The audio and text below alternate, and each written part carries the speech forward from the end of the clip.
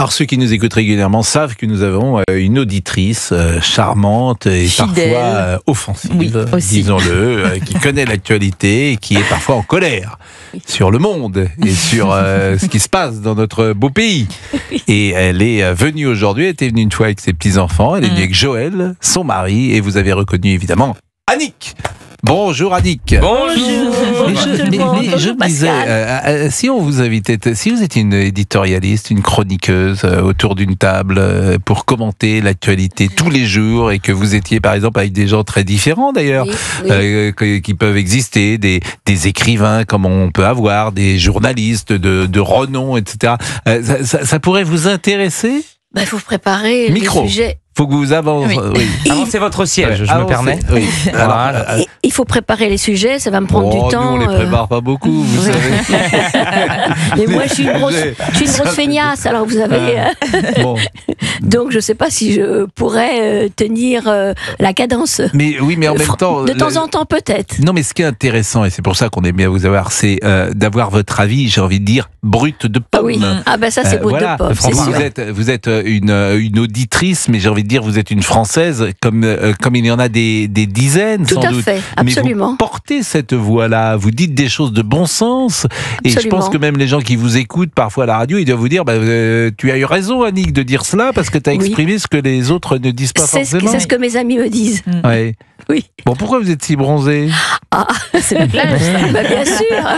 Vous savez, les retraités, ils ont plein de temps disponible, les retraités. Vous n'êtes pas retraité de la fonction publique ? Ah, pas du tout. J'ai travaillé jusqu'à 64 ans. Oui, parce que vous savez que les retraités de la fonction publique, j'ai appris ça, ils ont des chèques vacances. Ah non, j'ai pas de chèque vacances.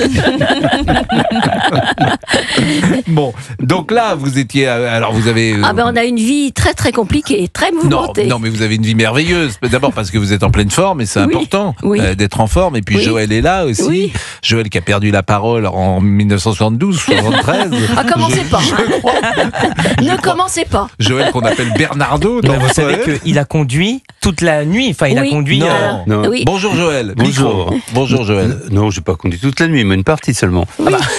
Alors d'ailleurs, est-ce que je peux faire un petit coucou à mes amis de Carnac ? Parce qu'ils m'ont dit surtout, tu fais un petit coucou, parce qu'on les a quittés lâchement hier après-midi. C'est à Carnac que vous avez bronzé comme ça ? Non, pas tout à fait, mais un petit peu quand même. On va faire de la publicité pour la Bretagne. Ah bah oui. Mais c'est merveilleux Carnac. Vous allez à Carnac On avait des amis là-bas, on était avec plein d'amis, puis on les a quittés lâchement. Chez des amis ? Oui, on a retrouvé tout un groupe d'amis.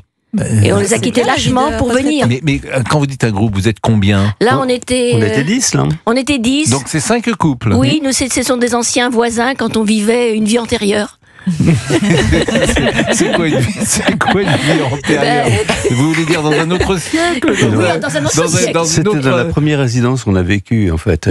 Tous les enfants étaient tous jeunes, donc on était tous dans la même situation, on découvrait la vie d'une nouvelle maison. Et donc c'est des amis que vous avez depuis 50 ans. Qu'on a gardé, alors de temps en temps. Et tous ces couples sont restés ensemble toute leur vie. Il n'y a pas de divorce parmi vos 10 amis.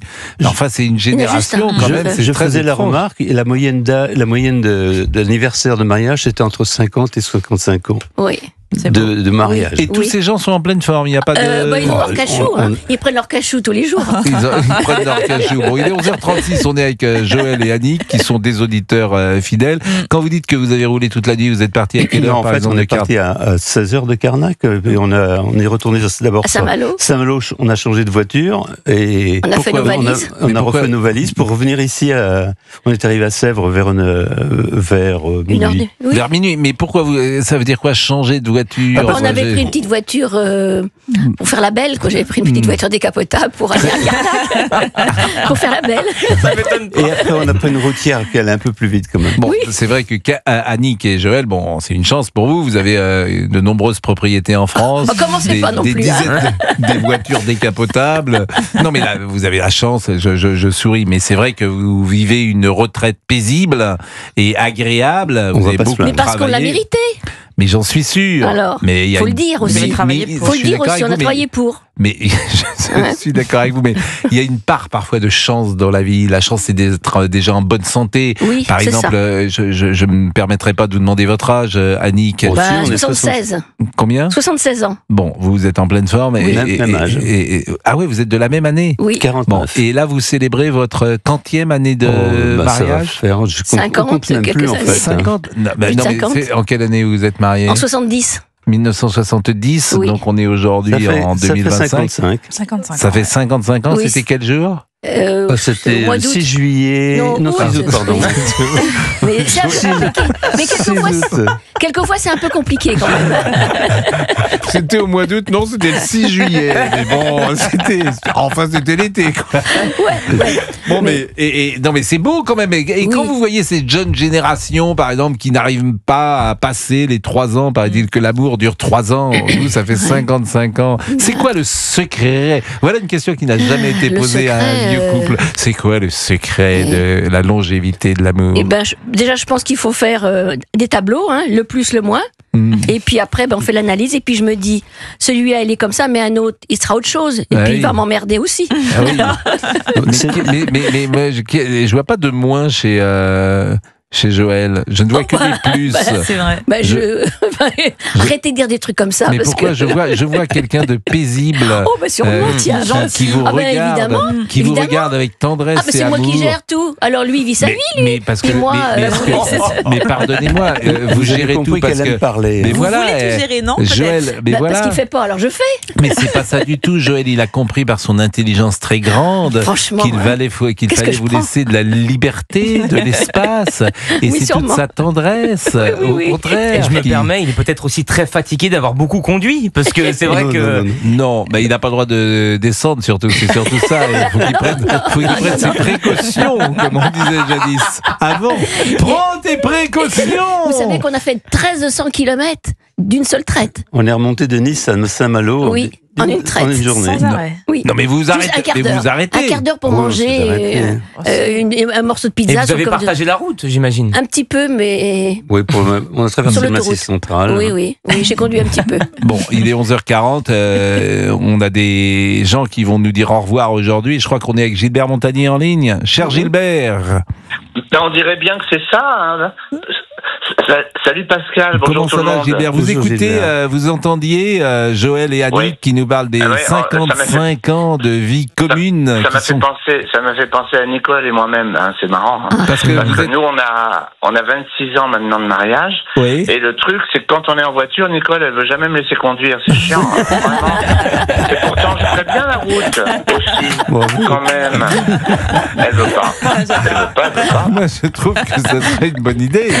En tout cas, cher Gilbert, ce serait une excellente idée. Bon, comment ça va, Gilbert Montagnier ?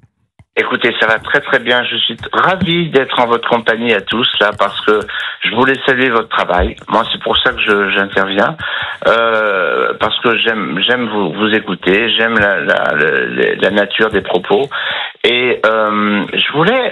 Est-ce que je peux lancer un petit appel, Pascal, parce que vous savez pas de quoi je vais parler. Non. Mais un appel au don peut-être pour me sauver de l'impôt. Non, ça va.